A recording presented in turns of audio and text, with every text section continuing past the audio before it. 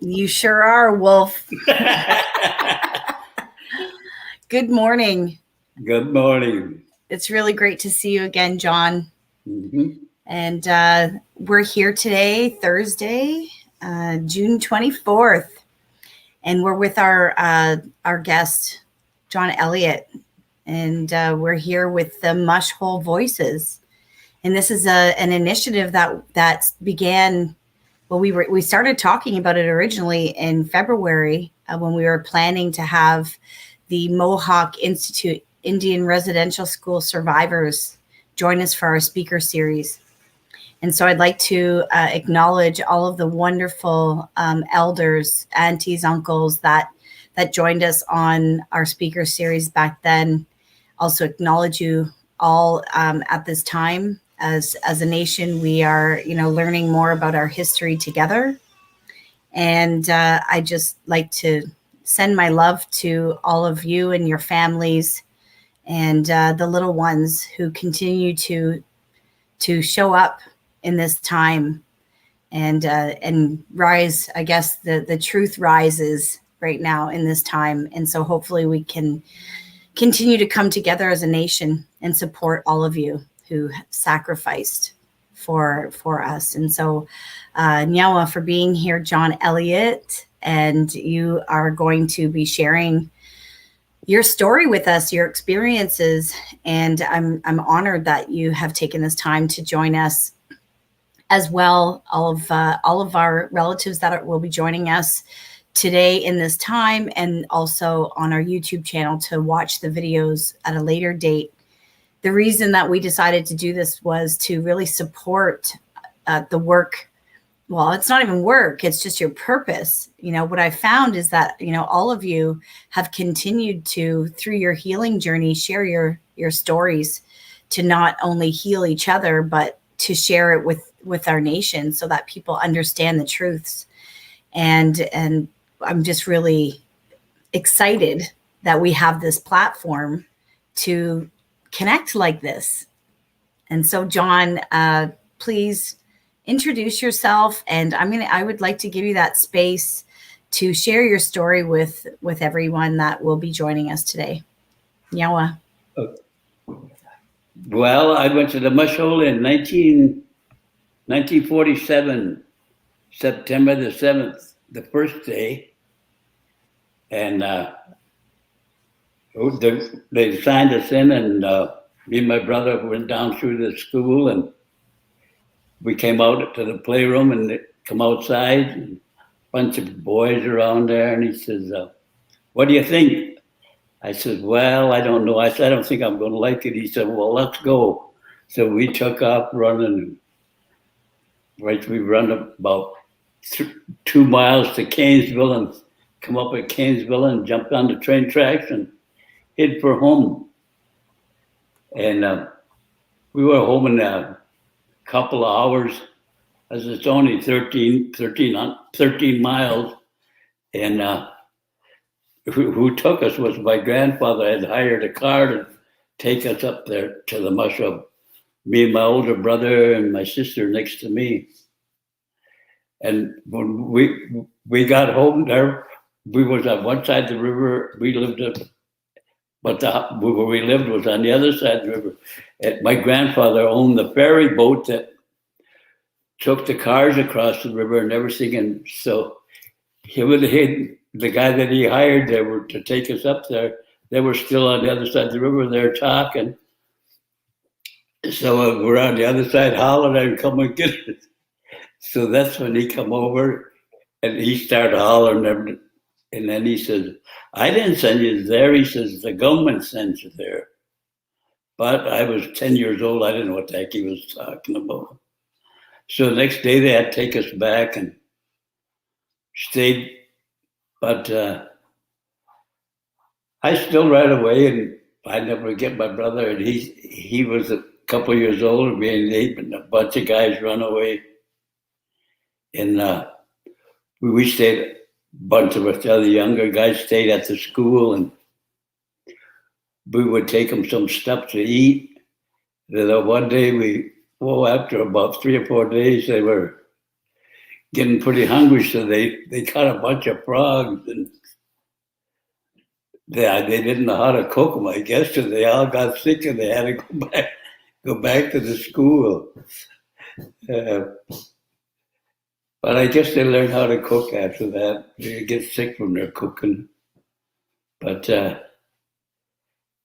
I ran away from there an awful lot of times. I was never there Christmas Day. I always ran away Christmas Eve, because I wouldn't run away the day before, because they used to take us up to Brantford to the Kirby Hotel, give us a big meal and all that, and a little toy. But the next day after supper there, I come out and get my big coat on and take off. I'd hit from home. And that's when we lived right along the Grand River there. And back then, most of the time it was froze over. So, but my brother had showed me all the ways we could see it. It wasn't a dark, snowing and all that, but I knew where to get off the tracks and head down that one road, and it would come right to the ferry, or where we crossed all the time. My mom would be waiting. She would whistle. She knew I would be there about 9 o'clock, and then she'd whistle, and then I'd whistle back, and she'd just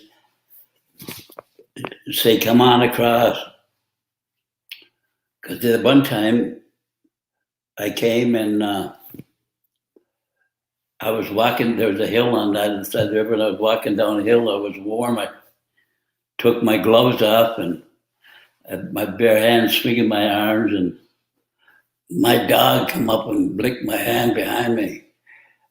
I could just feel my toque raising up my head. I got so freaking scared. But then he ran in front of me, and I was happy. And then when I got to the riverbank, my mom whistled, and I whistled back, and she was hollering, "Follow the dog." I said, okay, so she called the dog. Because some places it was open, and I didn't know it was at night. You couldn't see him. So I just followed him home and got home anyway.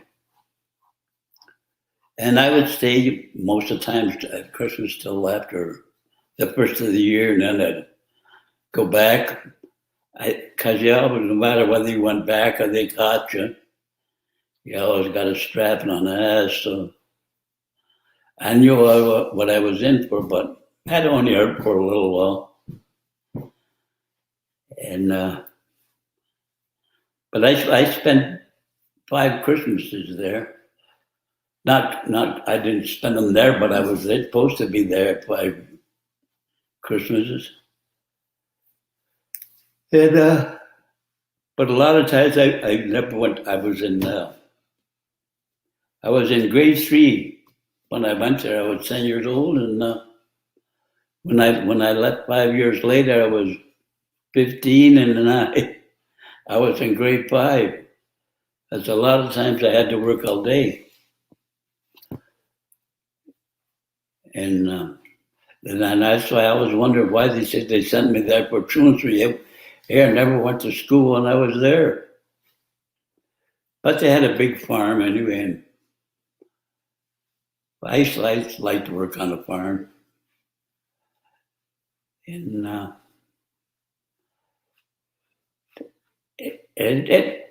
it was something. And then we never ever got enough to eat. So we'd go to the dump at noon. Pedersen's chocolate from Brantford used to dump at 12:30. And we'd be there, a bunch of us would be there getting, some of the chocolate bars still had the wrappers on. So we'd get a whole bunch of them. And at one time I was supposed to go to school in the afternoon, and when I filled my t-shirt all up with chocolate bars, and I knew I was going to see my sister in their school. And when I got there, the door was closed and everything, so I had to knock on the door, and it was the school teacher's name was Anderson, and he come and opened the door and he asked me where I was, and I wouldn't answer him or nothing. So he said he was going to get his strap. He went to get his strap and he come marching back. He never said, hold out your hand or nothing. He just hauled up and he punched her on the damn belly. Then he pulled my t-shirt up and all my chocolate bars fell out. And he said something to me and I said something to him and I took off running. I was gone for a few days again. But that was life. And because when I went there was 75 boys, all different sizes, ages and that. And they used to split us up in the morning. First we'd go and milk the cows, and then after you went and eat breakfast, and then you come back out and you lined up out by the barn or one of the sheds, and they would assign you to different jobs. But a lot of times, because I knew how to drive the horses and that, I used to have to plow and disc and all that. But I didn't mind doing that. I liked doing that. And we used to even have to get up early in the morning, me and my buddy, to go after the cows. They would put them down behind the Mohawk Chapel in the evening, and then you have to go after them in the morning. We'd take the horses and go and get them. And then we'd get back for our breakfast, our mush. And all the time I was there, I think we got mush every morning except Easter. We got one boiled egg. And right, they must have had 2,000 or 3,000 chickens. They got a lot of eggs, but that's all we got. I ever seen was one egg at Easter time. But we did have a friend that worked in the chicken coop. They used to call him Crazy Charlie. And he used to steal us a lot of eggs, and then we would take them on Sunday and go down behind the Mohawk Chapel and along the river and boil them up in a big pan. Yeah, that's the only time we got eggs there, because we stole them. That was on all the time I was there. Crazy Charlie worked in there. Chicken coop, he always got us eggs. And then there was the other guys that worked in the horse that we used to have 4 big white horses. Them horses were so big I could crawl underneath their belly putting the harness on and that. Yeah. And the guy that run the cow stable, his name was Barton. And he was from Onondaga. Onondaga, just like up the river from where I lived. And they used to have big hockey games back then on the river, because he knew my uncles, and they were always playing hockey on the river.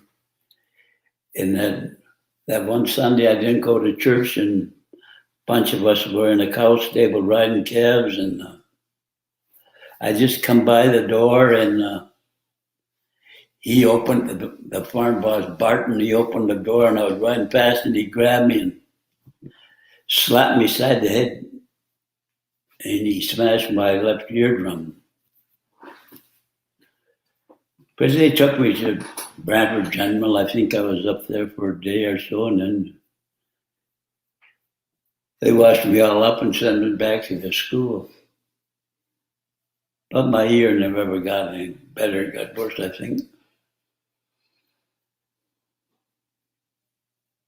Yeah, and he said, the farm boss said, I should have knew better because I was raised on a farm. And I was raised on a farm, but nobody told me not to ride the calves. Yeah, something.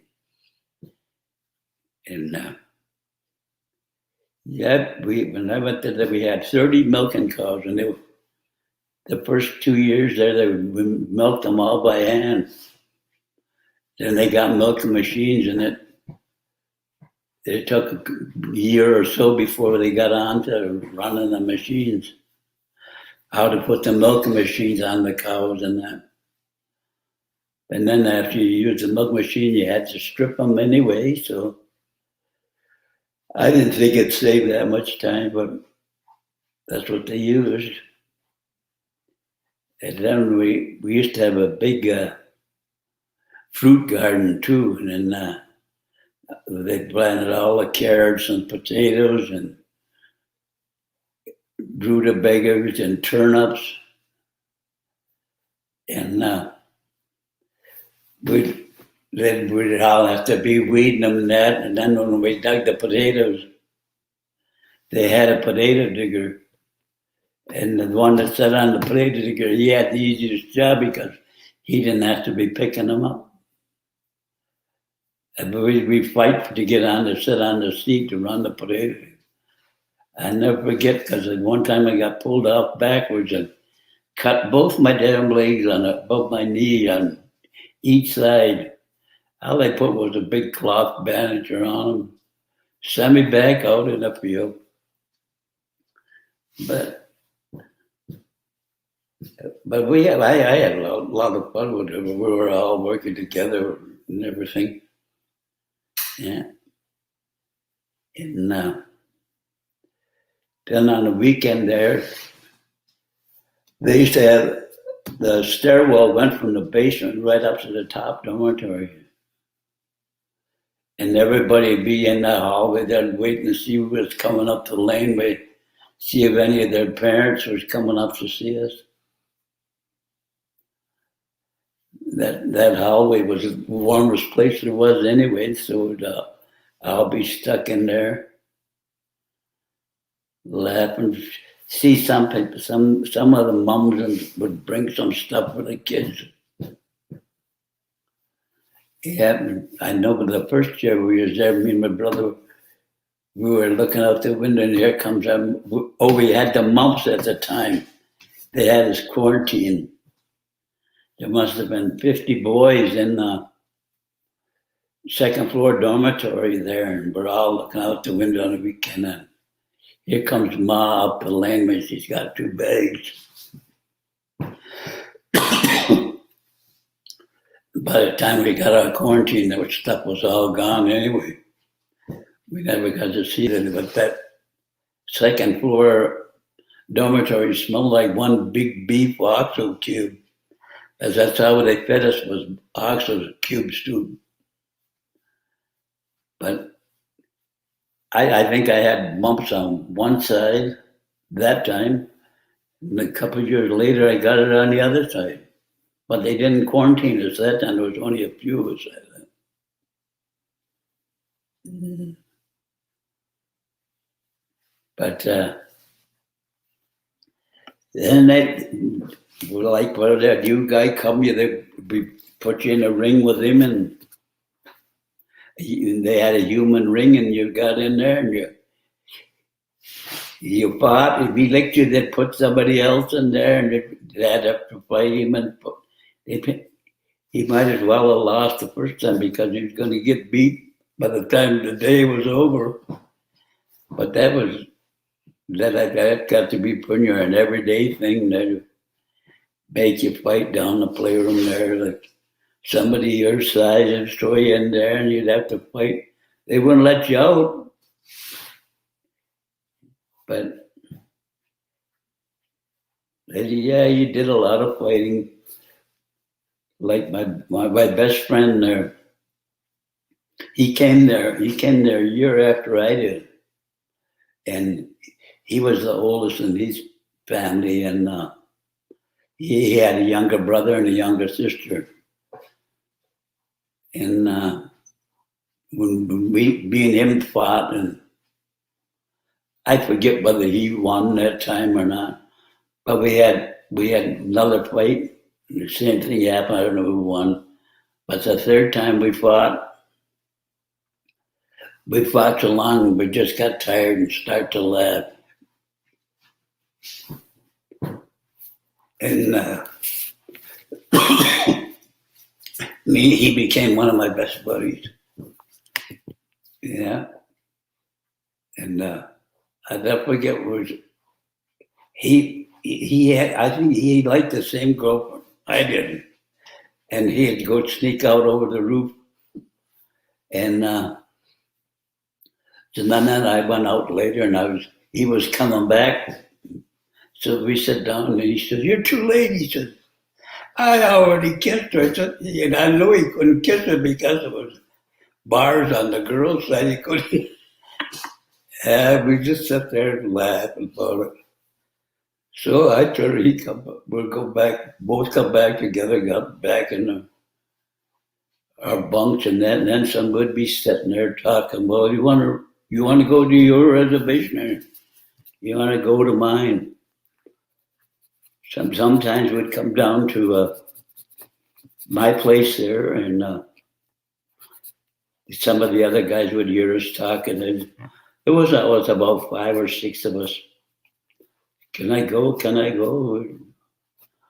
So then we come down to where we lived across the river from where I lived in. There was Middleport store there, and I knew the owner and everything. And my mom used to have a bill there, so I'd go in there and get a couple of loaves of bread, a couple of pounds of bologna on her bill. And a couple of days later, we went back in, and that guy, his name was Howard. Howard said, "Hey, John." I said, "What?" He said, "Only you and 2 of your buddies, not all of you." I said, "Why, Howard?" He said, "You know why."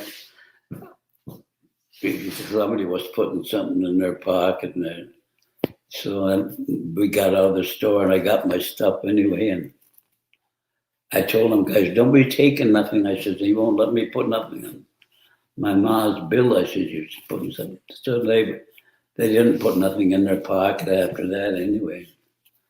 So when I ran away at Christmas time, I told my mom, she says, I put some stuff on your bill, Ma. She said, "Oh, I was wondering why it was so high." But she paid it anyway. Yeah. Yeah, but I got to know that family real good there that owned the store. Yeah. And they know me too. So, but like I was there 5 years, and my oldest brother, he only stayed there 1 year because Ma had to have somebody at home to cut the wood in the winter time and that, and draw water because our father wasn't around. And my sister, she stayed there 3 years, but I don't know why they kept me there for 5 years. Maybe because I ran away so much, I wasn't making up for the time that I wasn't there. But I never knew that till years later that I was sent there for truancy. Till maybe 15 years ago, the first time I went to Sault Ste. Marie at that Algoma University there, and they got all archives in there, and they got the years and 10-year segments, and you just go in there and ask one of them people that work in there, and you tell them your name, and they'll look it all up, and then she points out it's all numbers. You don't see no writing in there. It's all numbers. And then when she pulled mine up, she said, "Oh, you was a bad boy." I said, "What do you mean?" She says, "It says here you run away 25, 30 times. I said, "Oh, that's about right." And then she's explaining other things. And then she says, you were sent there by J.C. Hill for truancy. He was the superintendent of schools on the reserve then. And then I started to think what my grandfather had told me a long time ago about that. I just thought they couldn't look after us. I didn't know what he was talking about when he said the government sent you there. But then I found out that's what happened. Yeah. But it's funny how they got all that on all numbers. So it's just a number. But like when I was in the Mush Hole, I first went there, I had number 72. Then by the time I left, I had 4 other numbers, and my last number was 5. I remember them ones, but I vaguely remembered the other ones because they were all marked on my clothes there, but I didn't wear too much of the Mush Hole clothes. I got, my mom would get me stuff out of Sally in Brantford there, and she used to come up once a month to the Sally, and I would meet her there, and she would ask me what I needed. I told her I always needed underwear, especially in the wintertime. There was hand-me-downs, and they were pretty well wore out. But so I had pretty good ones. But that's the way it was with all our clothes. But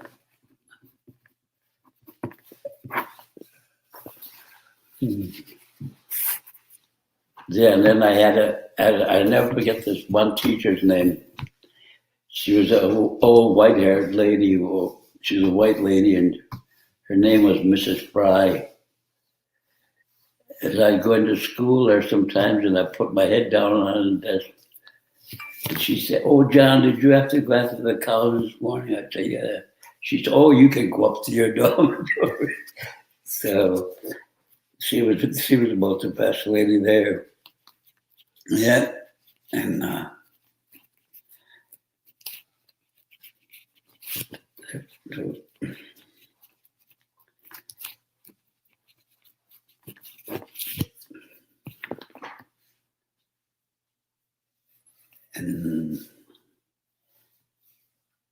and I still go back up there and everything.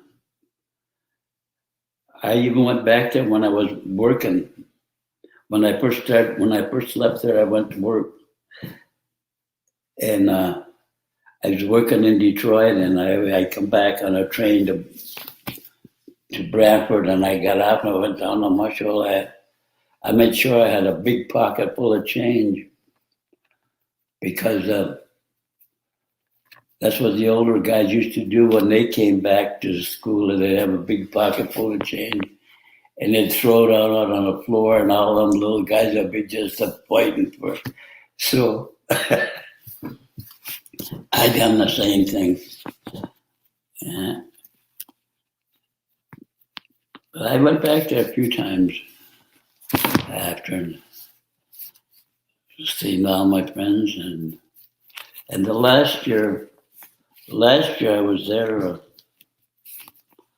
I was working on the farm, and I would come in, and they'd give me a little guy to look after. He was about 3 or 4 years old. He was a little Cree boy. He didn't even speak English yet, and he was still shitting in his pants. And every night I'd come in from working out on the farm, here he stood and he was waiting for me. And I'd say, "Did you do it?" He'd just shake his head, and I'd have to take him in and give him a shower, wash him up, change the clothes, because he only had 2 changes of clothes. He'd have to put his clothes up on a pipe and so they'd be dry for the next day. But before it took about a couple of months before he stopped. Anyway, but at least he stopped before I ran away that Christmas. But he got to be a great big man. Anyway, I know that.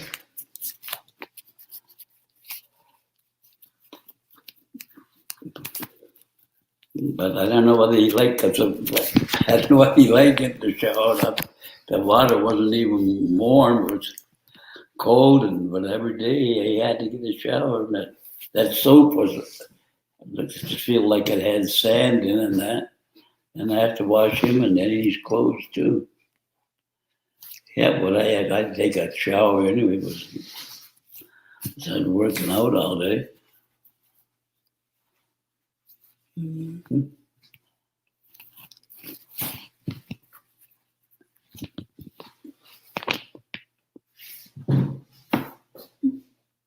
Oh, and yeah, I run away so much. The Elliot was threatening me with Guelph, sending me to the Guelph Reformatory. And then they put me in they had a hole underneath the stairwell there to throw you in. The first time they throw you in there for a day. And in that cubby hole underneath there was a 2x12 to lay on in a 5-gallon slop pail that was used if you had to go to the bathroom. And then they'd let you out after the first time after a day and that. You never had nothing to eat or drink. And then the next time they throw you in for a couple of days and then never fed you nothing. But my buddy knew where I was and he would shove me a couple of labs, that's what they call slices of bread, underneath the door.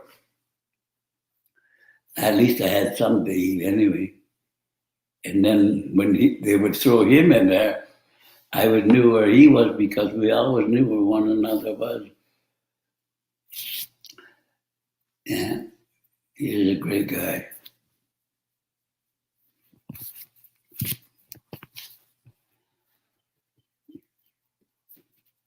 And then on Sunday, if we didn't go to church, they called your name after supper and you had to go up by Skin's office and line up. There'd be 25, 30 guys that didn't go to church. And then we knew we were going to get a strap on them. And we would get to fight amongst ourselves to see who could get to the back of the line. They thought the old Skin would be tired from strapping us. But I don't think that guy ever got tired of strapping his kids. Everybody was saying what they're going to do. And they're going to do all different things when they got a strap. And all they did was just holler. I think that's all we all did. But I got so I wouldn't even cry. He strapped me, just sweat coming down off his dead forehead. But I wouldn't cry, and that would make him mad. I could cry, all right, but I wouldn't cry for him. But there was a lot of guys like that. Mm-hmm.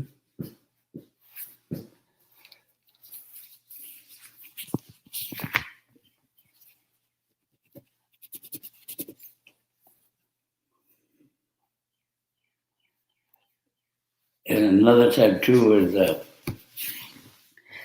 McCutcheon's Bakery used to come there. They used to have a horse-drawn wagon with all the stuff in the back of the wagon, the bread and that they had to take into the school. And that guy would get one of the kids to look after the horse while he went down took the bread down into the kitchen. That kid would, whoever was watching the horse, would run in the player holler, "He's gone down," and everybody would come running out. They'd unload that truck, and they'd be all gone by the time he come out. At least they got a loaf of bread, but about a month after that or so, he used to park in front of the school, so nobody could rob his bread. But it was something.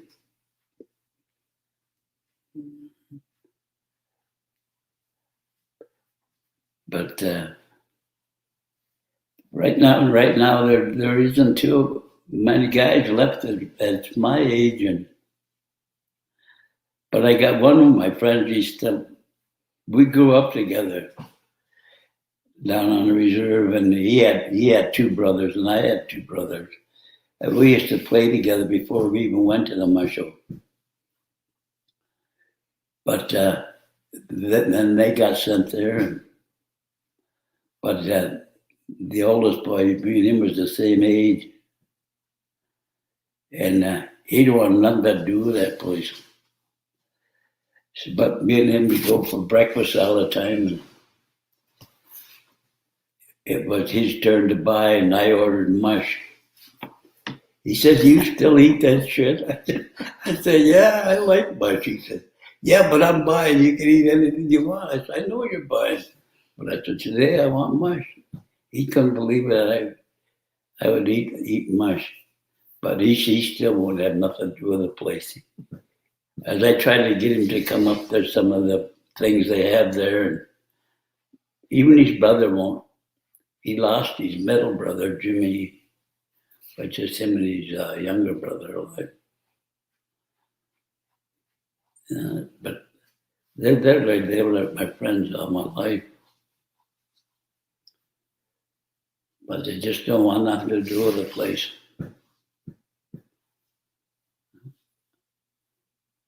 I know they hurt me a little bit there, but it don't bother me to go back there. It did the first time I went back there. Was I went and then I come down the stairwell over where they had me underneath the stairwell. I could just feel the hair on the back of my neck raised. Then I come around to the side, and that door was still there, and that 2x12 was still in that room, and still the old slop was still in there too. But so I guess I couldn't have been the only one that they threw in there. Yeah, but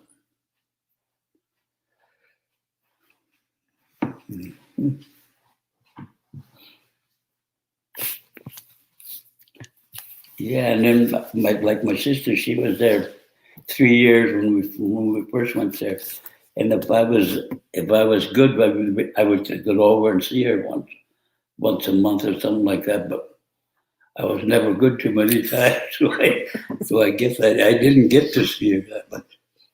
But just when she went to school, when I went to school, she was in there. Yeah, but.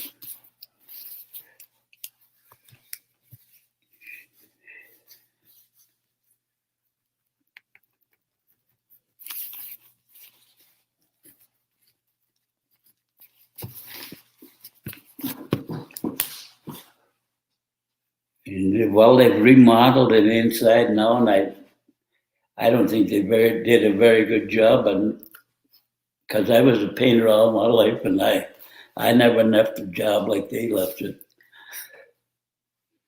especially the entranceway. It was all oak.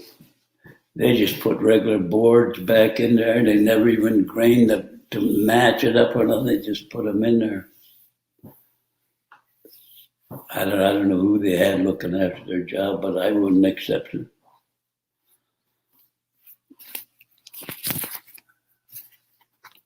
Yeah.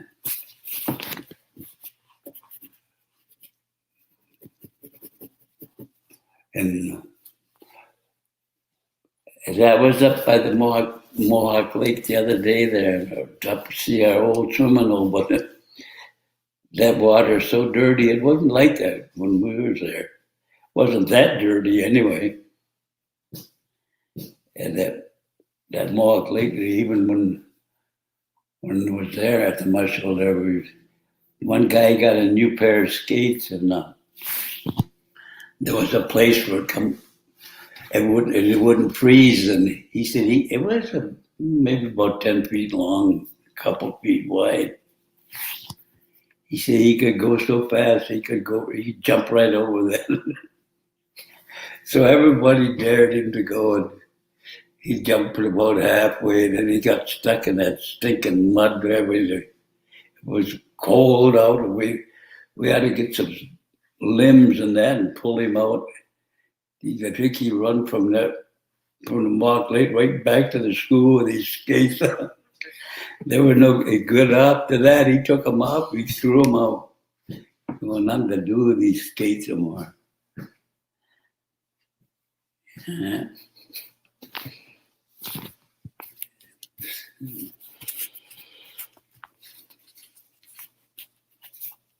Yeah, they in front of the school they had a big orchard too, but they didn't want us to have any of the apples. You got to strap and if you took any of them. But I think most of them just fell on the ground. They rotted anyway.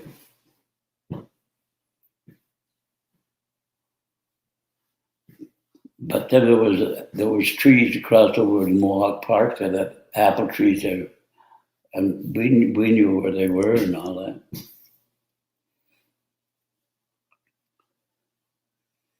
And we used to do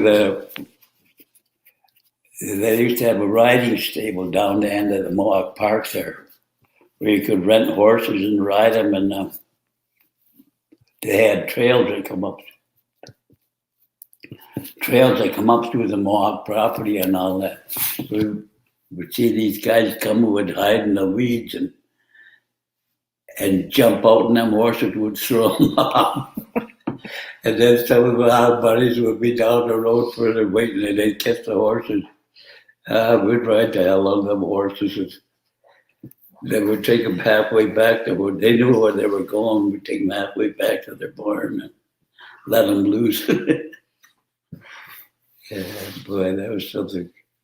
Well, we used to have some good horse races with them. Mm-hmm.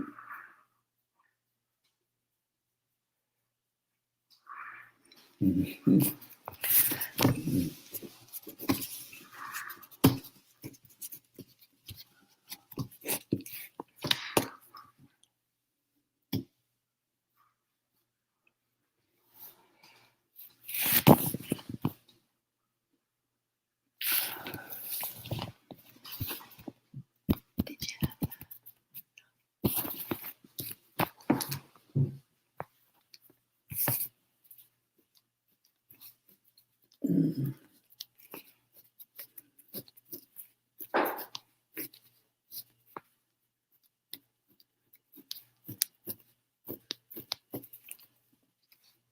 What press room?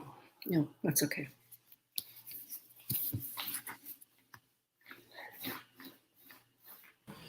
Yeah, that one day they used to feed us. They had liver and onions, and that liver was so tough. I don't know where they got that. A lot of the food was like that, but only thing I knew that was good was just potatoes, and then you didn't get too much of that. And then, too, we got fish, and when the river would come up high in the spring, and we'd get fish in the flats back at the Mohawk Chapel there, and would clean them, and the girls would cook them for ham. So maybe a couple times a week in the springtime there, at least we had fish. But there was some big fish we caught back in there that would get stranded up in the flats. But we even done that at home before I went there. That's why I knew that when the water came up, they would go down fast. We'd have a good feed of fish anyway.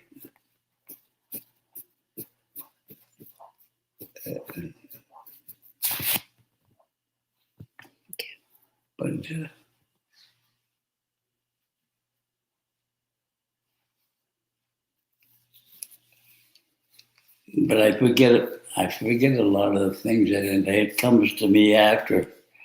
But when I talk, I like to have somebody there that where we can talk and different things that come to your mind about what you did and all that.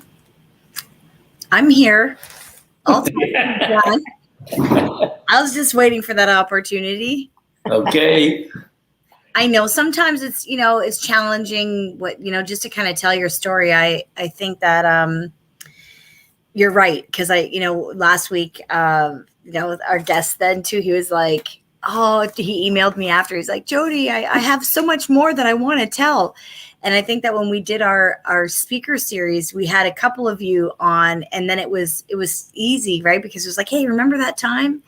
Hey, remember that time? And Roberto's great with all of that too, I guess you guys have shared your stories so much together. And, but we're here. When you remember some good stuff, John, you can call us back. There's been a couple of messages here. You got a Karen Annette Bombery. She's saying, hello, uncle. I'm proud of you. People were asking if you knew just kind of stating, maybe you knew the Moses family when you were there. And really, John, just about grace and how appreciative people are that, for your strength and sharing your story. And it's just giving people so much hope. And they want to share. They want to cry for you. They want to help heal, because this was just horrible. It's just horrible. Tell Cher to go get her needle. Go get your needle. Uncle says, go get your needle. Every chicken, get your needle. So you go and see your mom. I just, just hearing your story though, just kind of like, I really, when I was listening to the adventures, that you created for yourself. Mm-hmm. And then also knowing that, that your mom was there, like we had very capable parents, very capable people, to take care of us.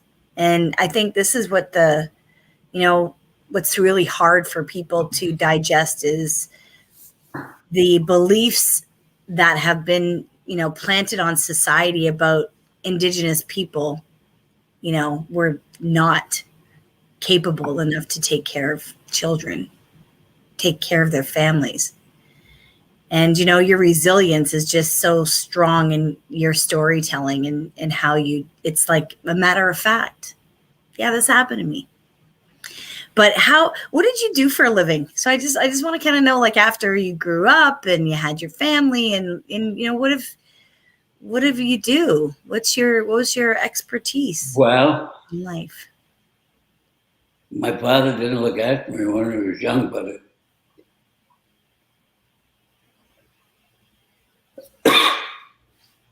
I went to work for him in Detroit when I was 17. And we worked together maybe the first 10 years. He was a bridge painter. And that's when I really got to know him. But we worked all over maybe the first 10 years and that. But I would tell him, I said, I'm going home this weekend. All he'd ever tell me was, look after your mother. He'd never say, here's money for your mother. He'd tell me, look after your mother. Yeah. But at least he learned me a trade. But then after like 10 years and that, I decided I got to work all the time, not just seasonal. So I took interior painting up. I went to apprenticeship school twice, once in Detroit and once in Rochester. I went. But he could do that in the wintertime, but you got extra from the union just to go to school to take that up. So I went for that. And then I ended up being in an interior painter for 37 years. Yeah. And I worked all over in that. That takes patience, interior painting. Every interior painter I know is the most patient man or person. It's like they can freehand those lines. Like, I don't tape, right? They've asked me when I went to look for a job, I asked them about a job. They said, what are you, right hand or left hand? I said, I can use both hands. They want me to show you? So I would show them and say, you're hired, what I got. And even my dad was a big man. And one of my friends, he's a painting contractor. And the first time he ever met my father, he said, now I know why you're such a good man. You didn't give him no bullshit, did you? You're so cute, John. I love you. There's some really great messages here. I'm gonna post a little. I don't know if you need glasses to read them, John. I know I do. But I'm just gonna pop a couple of them on here, and I just want to share again with everyone that the reason we're doing this was we decided in February or earlier in the year that this was really important. These were really important opportunities to have some true storytelling, and a lot of what we do is guided by our ancestors. I know the work that I'm doing, it's not even work. This is my purpose, to bring community together and create this platform. It was just a dream, hey, create the space. People want to talk, and people want to join. They want to find each other. They want to meet each other. They want to hang out with each other. And so we're just, really honored that you and your group, your friends are coming here to share these stories, because it just really helps. Like some of these messages are saying, it helps people to have the waters flow for themselves in their own healing. And so, John, you're a pretty awesome guy. I've met you a couple times, and I can't wait to see you in person so I can hug you. I'll give you a big wolf hug. And Roberta, I can hear you laughing, chuckling in the background. You're just like the sweetest thing ever. And I'm so happy that you and I have, talked about this and got this going. It's a really important initiative for our elders, to have this opportunity. And do you want to pop on? Sure. Let me hang on.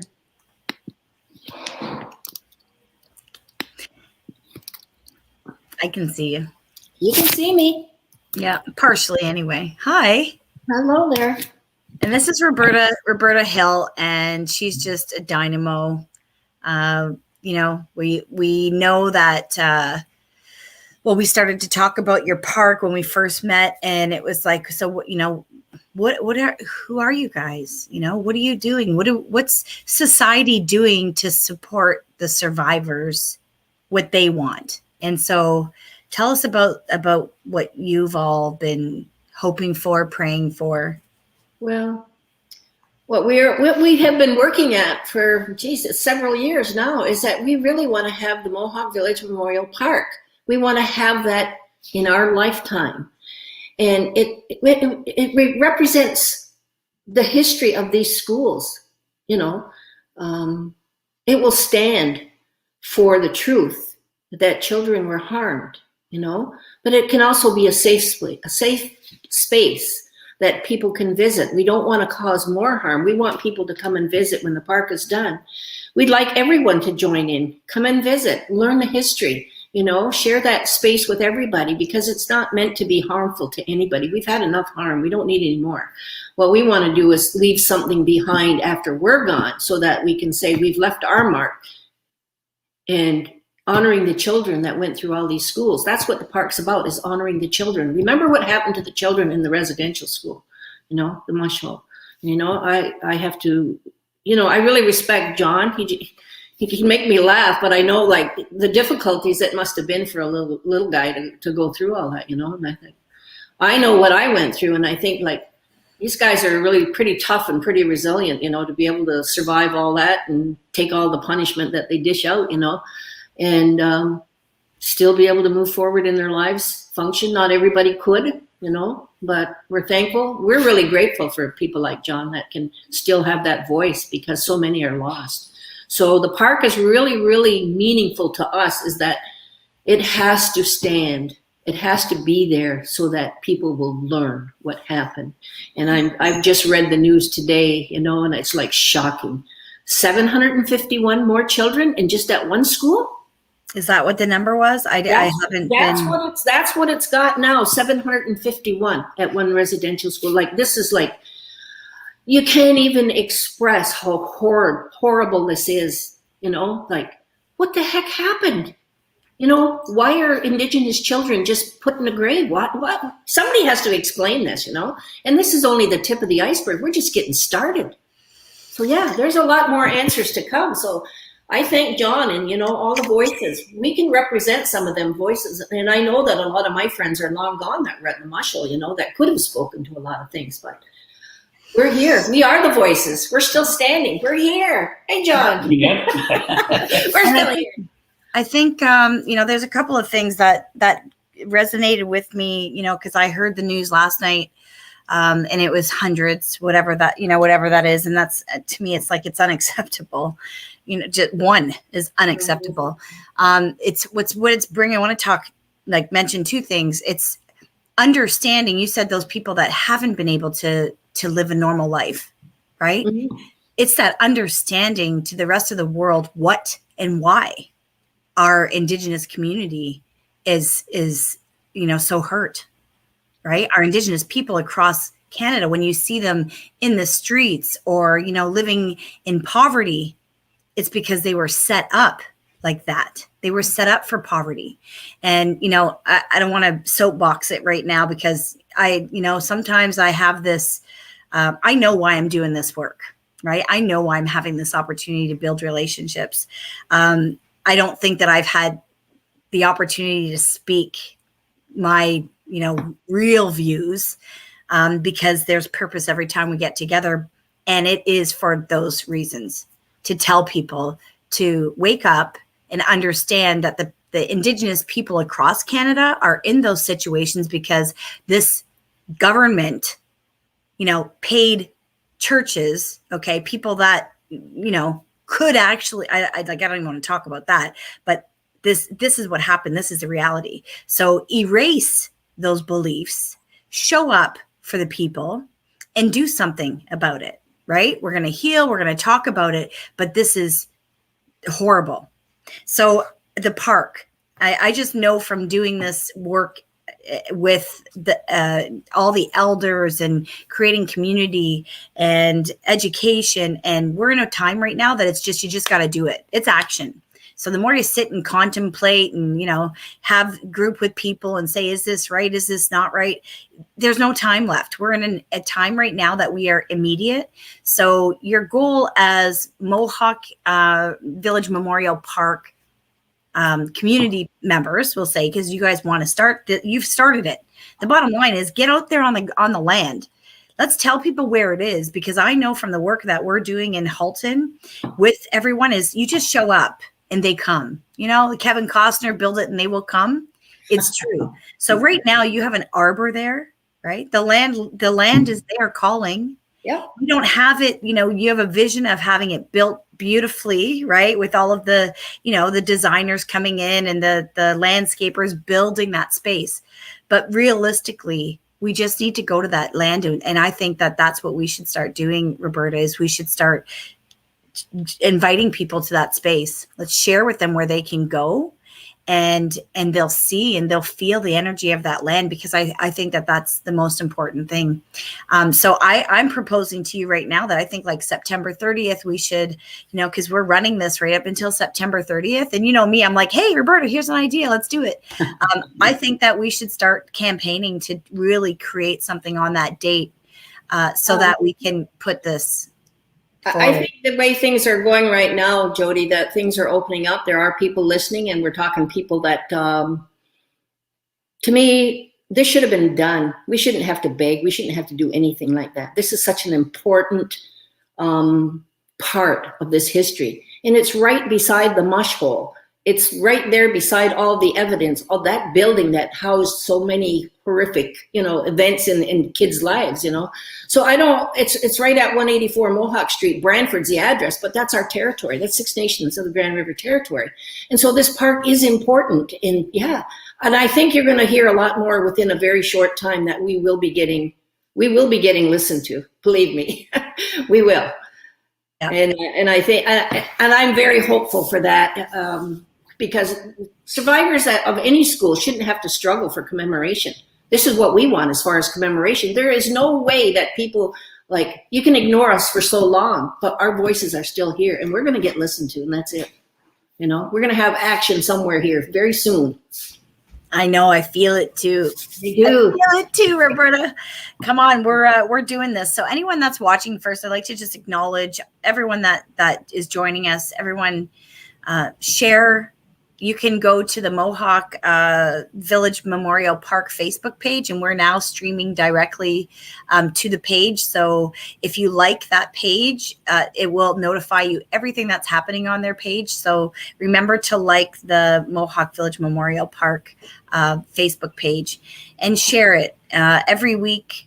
Until September 30th on Thursdays at 11, we will be having survivors and our relatives come forward and share their stories, and to give us hope. And I think that's what it is, coming together to give us hope. And Roberta, every day I wake up and I put my tobacco down, and I pray that what we're doing here makes a difference and brings that park to fruition real soon. It's very important for the healing of all of all of our relatives. So, I love you. Thank you. Bye, John. Bye. Bye. I gotta get out of here.